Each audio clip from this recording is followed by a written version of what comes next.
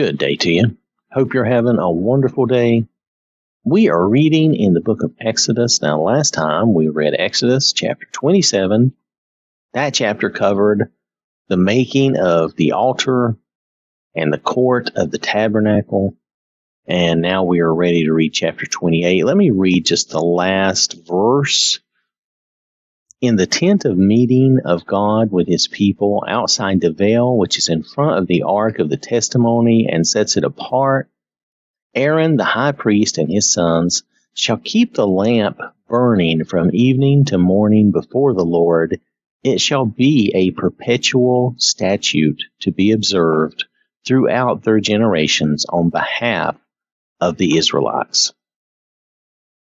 So now we are ready to read chapter 28. I am reading in the Amplified Bible. Now bring your brother Aaron near, and his sons with him from among the sons of Israel, so that he may serve as priest to me. Aaron, Nadab, and Abihu, Eleazar, and Ithamar, Aaron's sons. You are to make sacred garments, official clothing reserved for holy services, for Aaron your brother, for honor and for beauty, ornamentation. Tell all the skilled and talented people whom I have endowed with a spirit of wisdom that they are to make Aaron's garments to sanctify him and set him apart to serve as a priest for me. So these were going to be unique garments and clothing. These are the garments which they shall make: a breastpiece and an ephod for the breastpiece, and a robe and a tunic of checkered work, a turban and a sash. They shall make sacred garments for Aaron your brother and his sons, so that he may serve as a priest to me. They are to use the gold and the blue and the purple and the scarlet fabric and fine twisted linen from the people. And they shall make the ephod of gold and blue, purple, and scarlet fabric and fine twisted linen, skillfully woven and beautifully worked. It is to have 2 shoulder pieces joined to its 2 back and front ends, so that it may be joined together. And the skillfully woven sash, which is on the ephod, shall be made of the same material, of gold, of blue, purple, and scarlet fabric, and fine twisted linen. You shall take 2 onyx stones and engrave on them the names of the 12 sons of Israel, 6 of the names on one stone, and the remaining 6 names on the other stone, arranged in the order of their births. With the work of a jeweler, like the engravings of a signet, you shall engrave the 2 stones according to the names of the sons of Israel.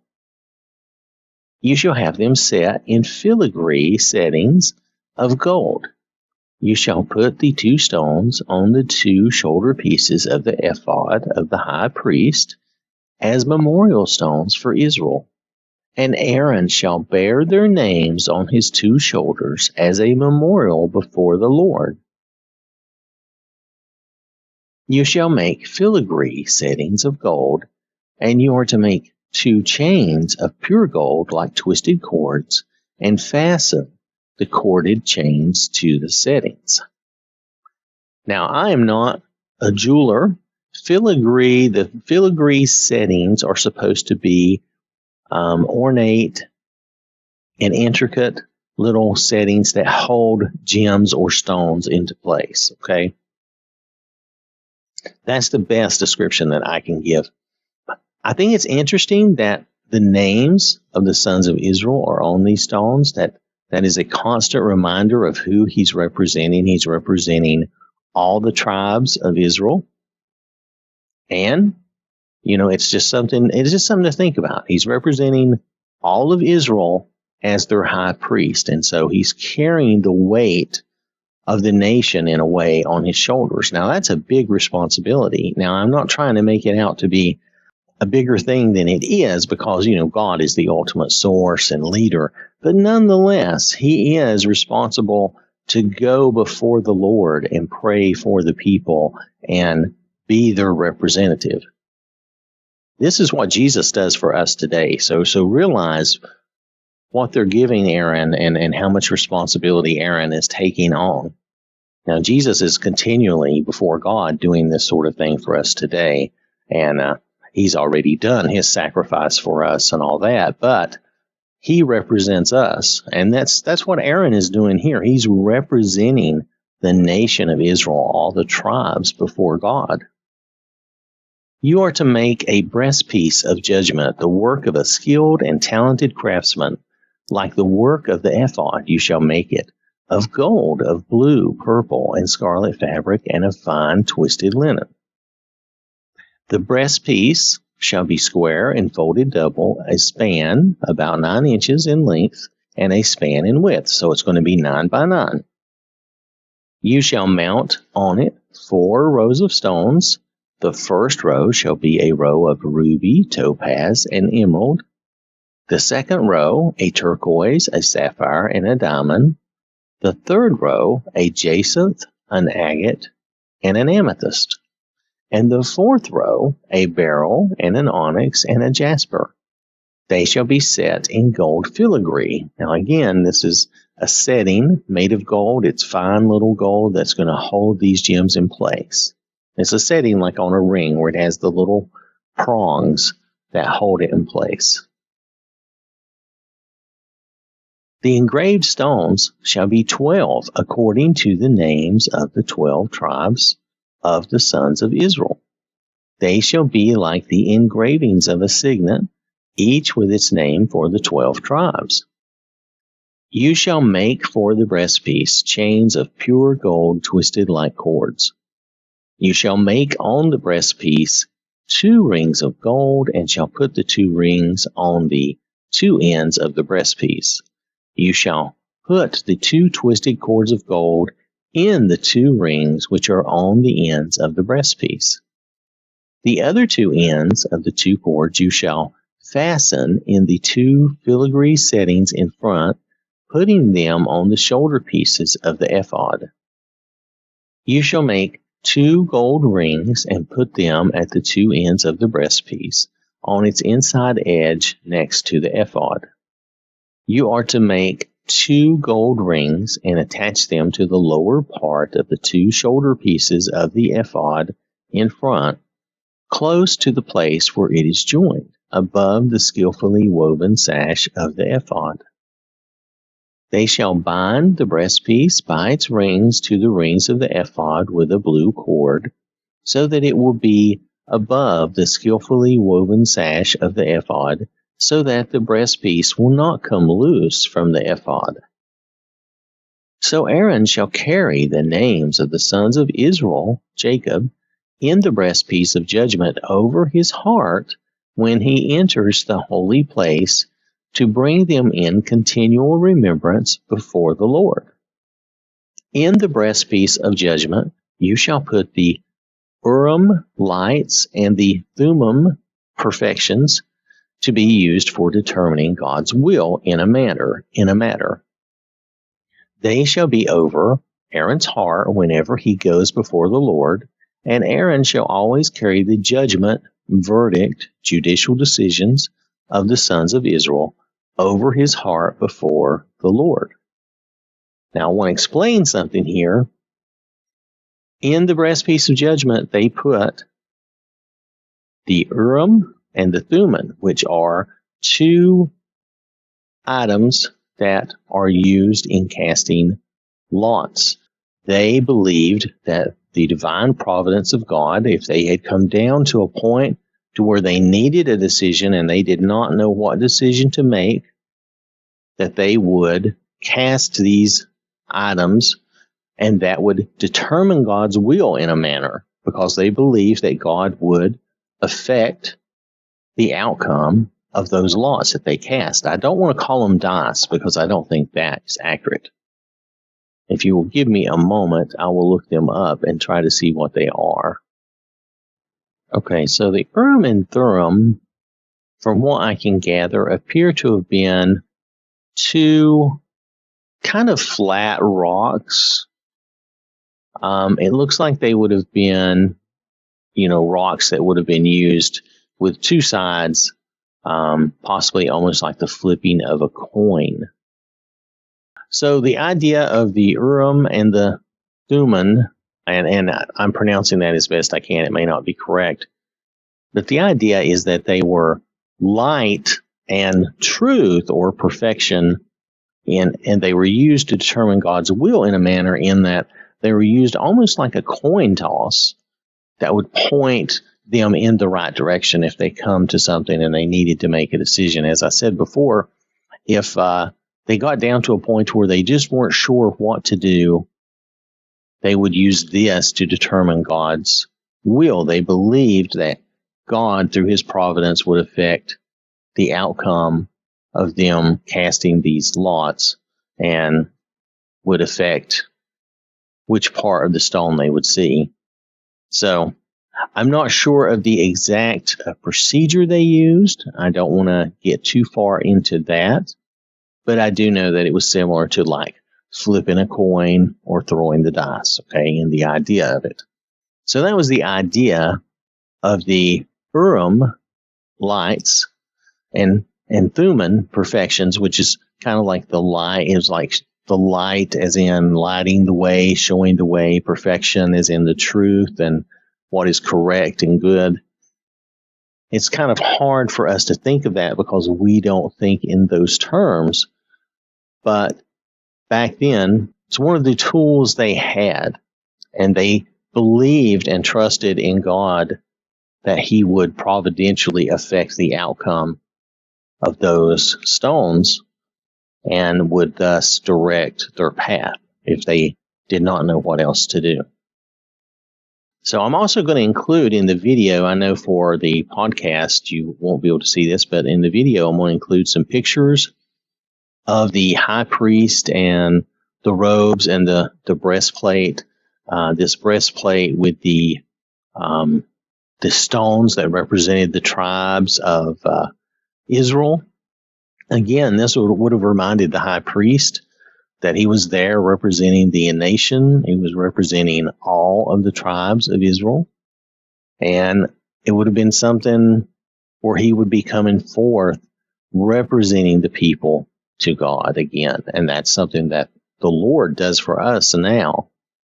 And we don't have stones to cast lots or anything like that because we don't need that. We have the Bible. We can know God's will, and we can know what is right to do and do that. All right, I'm going to continue on. And you shall make the robe of the ephod all blue.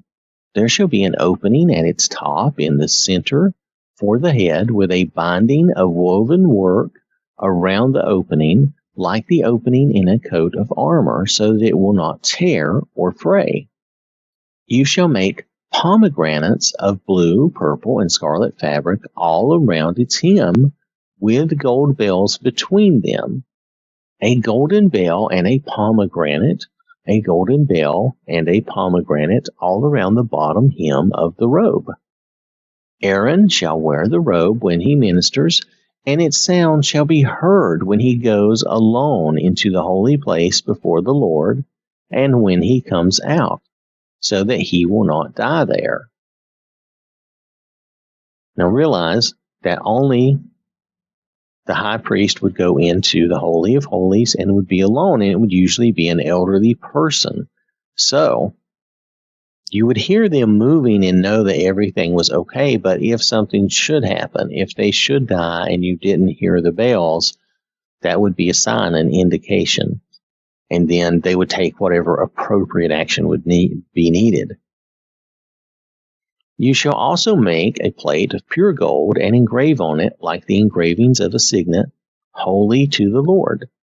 You shall fasten it on the front of the turban with a blue cord. It shall be on Aaron's forehead, and Aaron shall take away the guilt from the holy things which the sons of Israel dedicate with regard to all their holy gifts. It shall always be on his forehead, so that they may be accepted before the Lord. You shall weave the tunic of checkered work of fine linen, and make a turban of fine linen. You shall make a sash, the work of an embroiderer.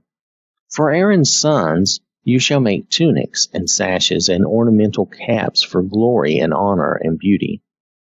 You shall put the various articles of clothing on Aaron your brother and on his sons with him, and shall anoint them and ordain and sanctify them so that they may serve me as priests. You shall make for them white linen undergarments to cover their bare flesh, reaching from the waist to the thighs. The various articles of clothing shall be on Aaron and on his sons when they enter the tent of meeting, or when they approach the altar of incense to minister in the holy place, so that they do not incur guilt and die. It shall be a statute forever to Aaron and to his descendants after him. So this clothing, this ornamental outfit that the priests wear, it all has some purpose and it has some representation to remind the priest. Now, this is just how I think of it. I try to take everything and make it something personal to me. And I feel like that's what we should always do. We should try to equate everything in the Bible to us in some way. It may not literally, be something, because I'm not literally going to dress up like this, and I'm not literally going to go into the Holy of Holies. However, we can look at this and recognize how these things represent, what would this mean to the person? That's what I'm getting at. What would this mean to the person putting this on? What would this remind them of? What would be their thoughts as they're dressing in this and getting ready to go perform their duties to the Lord? And they're doing this as a representative of the entire nation. And thus they have the stones on their shoulders. That represents that, have the names of the tribes of Israel, of the sons of Jacob. And then they have the breastplate also with the precious stones, also a representation. So a big part of this is the fact that this high priest is going in to represent the nation. This is a big deal, a very important thing, and they are making it very clear that it is important. Part of when you see the Catholic Church and part of their robes and some of their pageantry, a lot of that comes from some of this that the Jewish people did. Now, I'm not saying they do it exactly the same, but I'm saying you will see some of the same general ideas in the way they will have their robes, and they have a censer of like incense or coals burning to have this smoke and different things like that. So it's very interesting. Like I said, I will include in the video that I'll have on YouTube, I will include some pictures to try to show some of this. It's very interesting to look at. Now, realize that the pictures may not be 100% accurate. These are people trying to depict the description. And I'm not sure if there's any pictures of the exact garb or not. This would have been thousands of years ago, and it may have changed over time, because things do change over time. We know in society that's how things happen. I will try to include some, though, pictures. I think that will be helpful. Now, this has been Exodus chapter 28, and it has really been all about the garments of the priests, and really focusing heavily on the high priest, on Aaron's garment. And remember that he is going to be representing the nation, all the tribes. Much like the Lord, Jesus, he represents all Christians to God as our high priest today. He is our high priest, and he is there in front of God continually representing us. But that was going to be Aaron's job back then. So that's why this is important, and it's important to think about and try to relate this in some way to us so that we can understand the importance of it and why things are described and laid out this way. Remember that God was wanting to be and was in their camp. He was in the tabernacle, and they could see his presence there. So this was a huge deal. And Aaron, as the high priest, would go into the presence of God there in the tabernacle. And that is like what Jesus does. Jesus is always in the presence of God now. Again, representing us. So I think it's important to understand this history and what Aaron was taking on. This was a big, important deal. When we take on this kind of role and say we're going to represent people and we're going to publicly take on a role where we are trying to help our fellow Christians in a manner as this, like if you're going to be an elder or a preacher or even a deacon and just serve and help in other ways, all this can be important, and it's things we have to really think about. We have to think about the commitment and what that means to say that, yes, I'm going to stand up in this place and I'm going to do this. Even saying, now we don't want to put a lot of pressure on people and make things difficult, but even in leading a prayer, we need to have some respect and consideration and thoughtfulness to what we are doing. It's not that we have to say a perfect prayer or anything like that. No, not that at all. But we want to make sure that we go before God humbly, respectfully, and say a prayer as best we can to just lead that prayer for the people as best we can. It's not going to be perfect. It's not going to be so super eloquent. Don't worry about all that. It's the intent behind the prayer that matters the most. But we do want to make sure, like I said, that we're humble and that we're respectful and considerate when we do that. Again, we're not going to be perfect. We're going to forget things, and that's okay. But just as an example, we need to realize that when we do something like that, it is important that we do so in a correct and humble manner. Okay? All right. So again, this has been Exodus chapter 28. I want to thank you for listening. I hope you have a wonderful day. May the Lord bless you and keep you safe. And remember, God loves you.